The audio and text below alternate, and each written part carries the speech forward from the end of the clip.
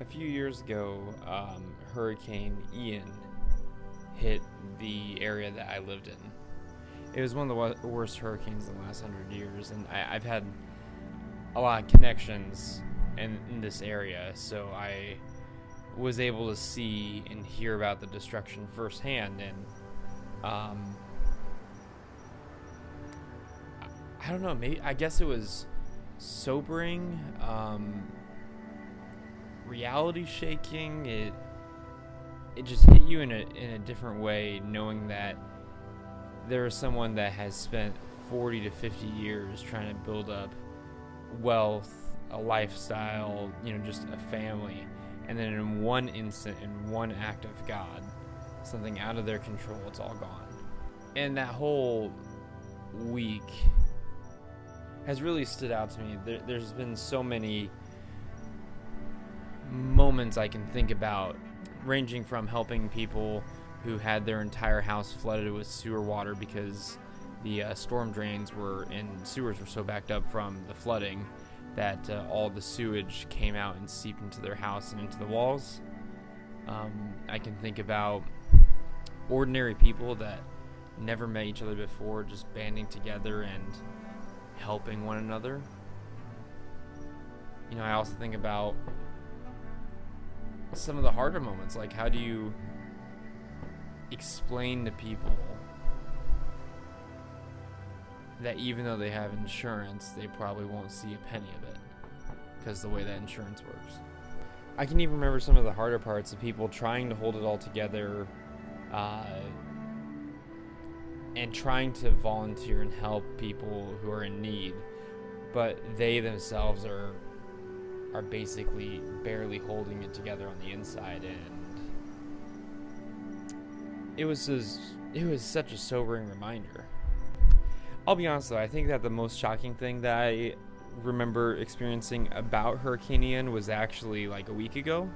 I was driving around town and I saw an apartment building that was badly damaged by Ian, but it was never fixed. So even to this day, years later, no one lives in it. No one can live in it. It's condemned by the city.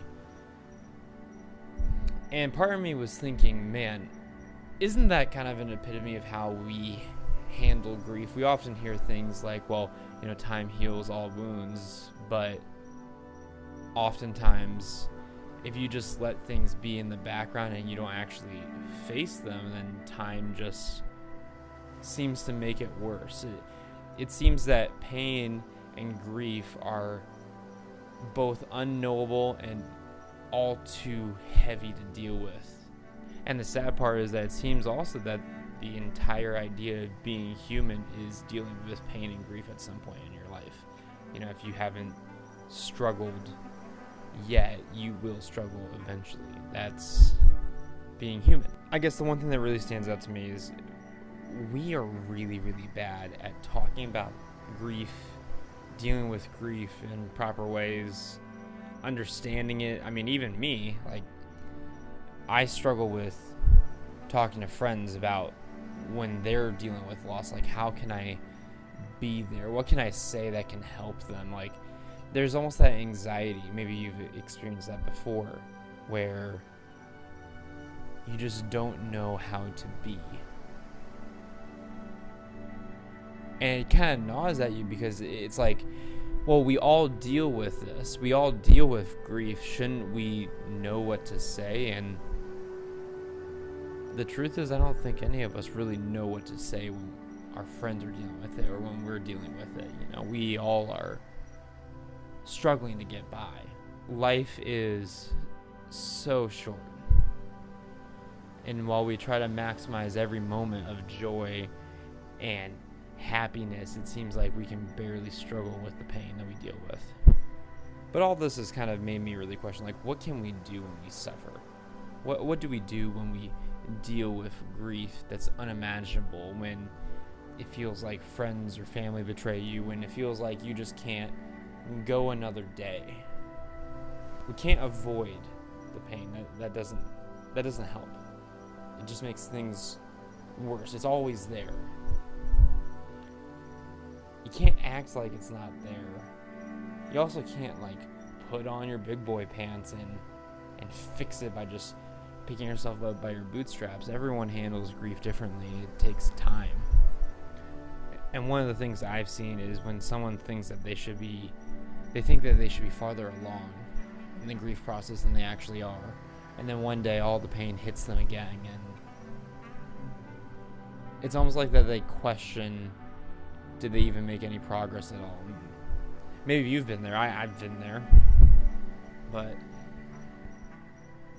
as I've gotten older and have floated through the various communities in my life and have struggled in ways that you never expect or plan, to be betrayed by people that you thought were close to you, to suffer greatly, to feel loss, to feel abandonment, to feel alone.